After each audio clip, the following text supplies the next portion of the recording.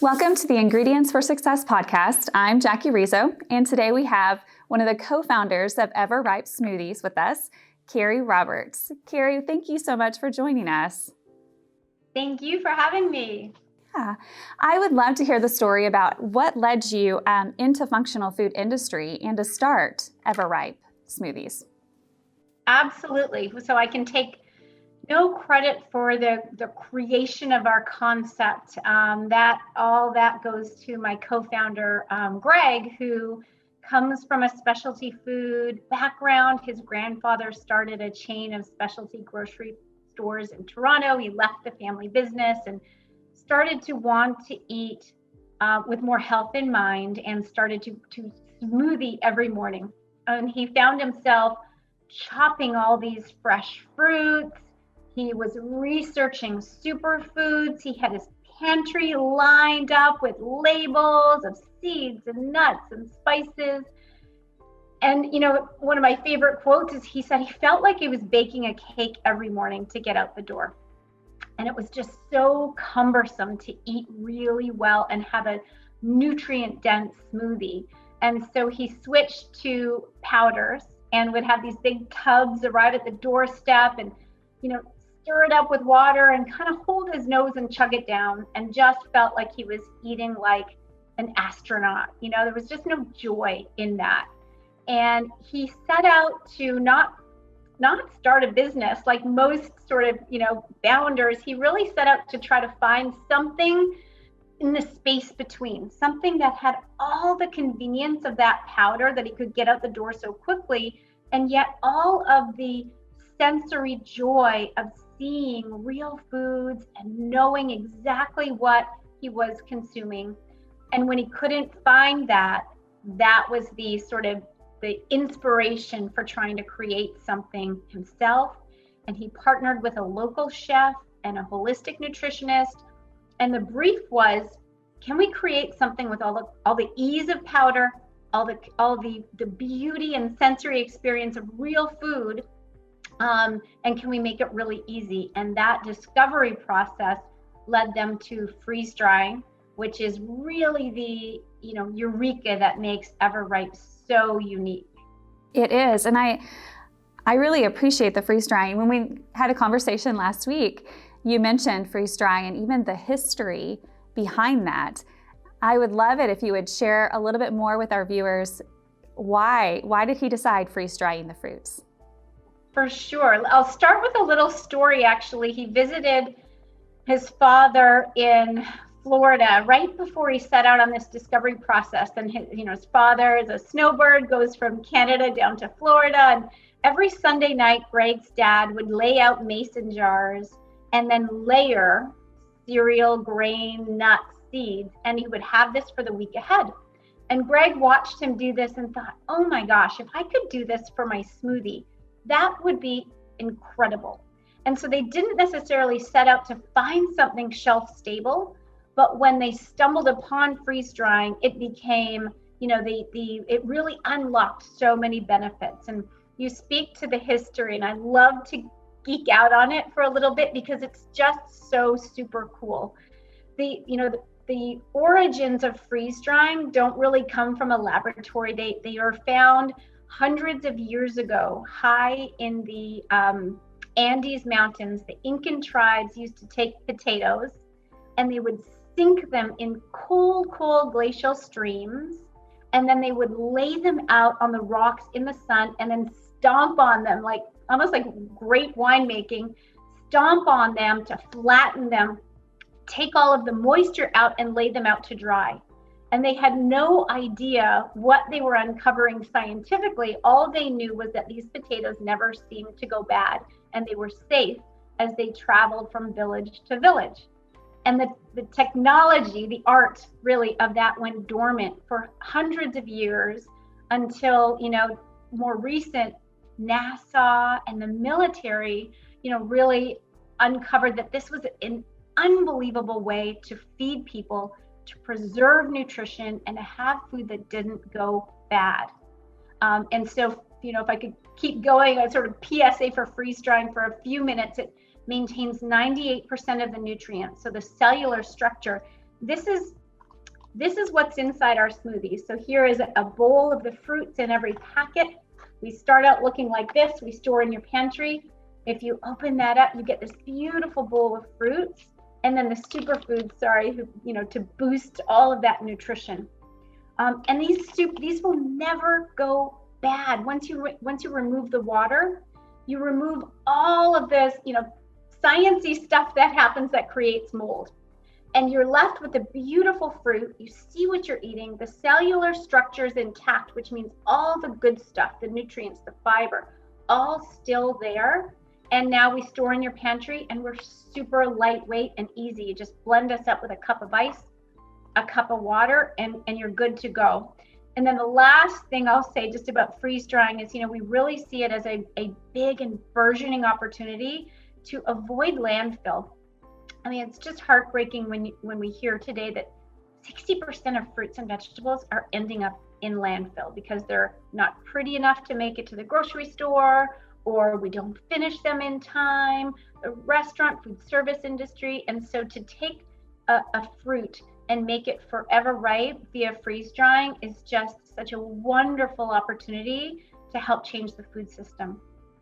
That's really fantastic. And I think that, as a mom with 4 kids who are in that teen and preteen stage, you have made it, it is your mission to make the pantry a place of wellness, but also to eating well, making that easier as well. And I think about that speaks so much to so many families who want to have the quick convenience, but yet healthy options for our children in the mornings. And so to hear you say that it keeps 98% of the nutrients still in there once you remove the water, I just find that that's really incredible. It is. And if I could talk mom to mom for a minute, I have the pickiest kid on the planet. And if he was left to his own devices, he would eat grilled cheese, pizza, hot dogs, stop. Like that would be it. And so, we've created our line of smoothies recognizing the bigger opportunity is really to make it pleasing, make it so delicious that it's craveable. And so we've got strawberry banana, we've got a chocolate smoothie, and my picky now 15-year-old kid, he's blending up a chocolate smoothie after school every day. He doesn't have any appreciation that there's chia seeds and hemp hearts and lots of good stuff in there, but it's really helped us find some common ground. And if dinner happens to be chicken nuggets and there's a smoothie beside that plate, then as a mom I just feel a lot better, and knowing I can help other moms feel like better moms and maybe not have so many picky eating battles, then that is just a big part of our purpose. It really is. When I was looking up the functional beverages, and I saw that the global market was worth, in 2020, was worth $102 billion. And it is that I couldn't help but wonder, what's driving this market? Why is it at the top? And I think a lot of it has to do with consumers are more aware now of the importance of immune health. And in your smoothies, you're packing in tons of ingredients that are superfoods, as we shall call them. Can you tell me a little bit about how, what types of ingredients are important to you all when looking for that next formulation for your next product launch? Terrific. Well, we start by the promise that every single ingredient has to contribute to both taste and health. And so we walk that line knowing that we could definitely, up the nutrition game in our smoothies, but we might take it to a place where people are tolerating it and not craving it. So for us, it's really, really important that every single ingredient contributes to both nutrition and to health, that every single ingredient is, just real whole foods. And it's very tempting, I think, for a lot of us, and there are a lot of incredible companies following trends, that might be adaptogens one year, or, there's collagens, there's algae, there's all sorts of incredible Mother Nature created ingredients. For us, it's really about superfoods that the consumer is going to understand, superfoods that deliver an incredible benefit, and really just kind of upping that game a notch without taking it so far that consumer that I wouldn't get my 15-year-old to give it a shot, if that makes any sense. It does. It does definitely make a lot of sense. And I know that, formulating products with ingredients backed by science just really helps the consumers know the benefits of why they're drinking what they're drinking. And for some, maybe they don't really want to know, but as parents and as adults, I feel like we are just becoming more and more health conscious of what we're putting in our bodies. And so I looked on your website and was just looking at different ingredients, and I really appreciate how you all will list the ingredient and then list the benefit or what it is right next to that. Yeah, as much as we can educate people that really nutrient dense food doesn't have to taste terrible. I mean, that's just such an important mission. And what I love about what you guys are doing, that you can really have these rich foods that are going to make you feel really, really good after you consume them. And I think that if there's one opportunity, as we're all really now connecting what we eat with our health, the more attention that we can pay to how we feel right after consuming something wonderful for us versus how we might feel. We're very much of the mind that all foods do fit, that there is room for that, Friday night pizza night. Paying more attention to how we feel after we've had a drive-through meal versus how we feel after Mother Nature has nourished us, I think starts to reprogram the body to crave some of these things. And the more we can do it with our little ones too, the more health-minded that they'll become more adventurous in terms of their palates, for sure. That is so true. Just the other day, we were coming home from a track meet, and my husband went through a drive-through, and we hadn't been through a drive-through it's been a while. And we went through a drive-through, and afterwards we were all just feeling down. And he said, and this is exactly why we don't go to this place anymore, because it made us feel terrible. Yeah, I love that story, and the way that you connected it for your kids. It's like, how do you feel right now? That's great. It's definitely a learning experience for them and a reminder to us, and on how we should eat. So when you all had started, because Everipe is it's a newer company, did you all have any obstacles along the way? And if so, how did you overcome them?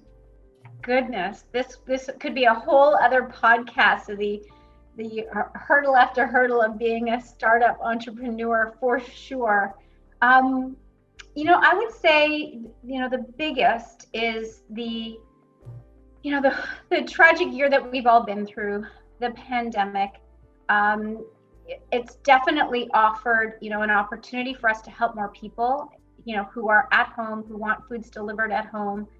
And yet, freeze drying has become the demand for freeze drying has increased so much because now people are starting to appreciate its benefits. We're all staying home. We want shelf-stable foods. And so the demand skyrocketed. And so we have had to turn over stone after stone after stone, looking for freeze-dried ingredients where we really, really trust the quality, making sure that the farmers are doing the right thing. And so it's been a real challenge for us to make sure that run after run that we can source the ingredients for every run and keep up with our demand. That's been a big one of late. Yeah, I feel like the more people that we have talked to, that is it. It is the supply chain. And if there is a silver lining with this past year, it is that it's awakened companies to continue to look a little further. Where are their ingredients being sourced from? Is it a trustworthy source? And so there is that silver lining, but it has been an obstacle, though. I'm sure you all have experienced quite a bit of that, especially during the last year. But Kerry, yeah, well, thank you so much for coming on and sharing about your story about Everipe Smoothies. We made smoothies this morning, which are fantastic, and super delicious. Thank you for all that you are doing. Thank you for having me. I love talking about it. I love hearing your family story. I would love to share more, knowing that you're a mom of 4 boys, my goodness, or 4 kids. So So watch for more smoothies coming your way. And thank you very, very much for having this conversation with me. Oh, well, thank you. Have a good one. We'll talk soon, Kerry.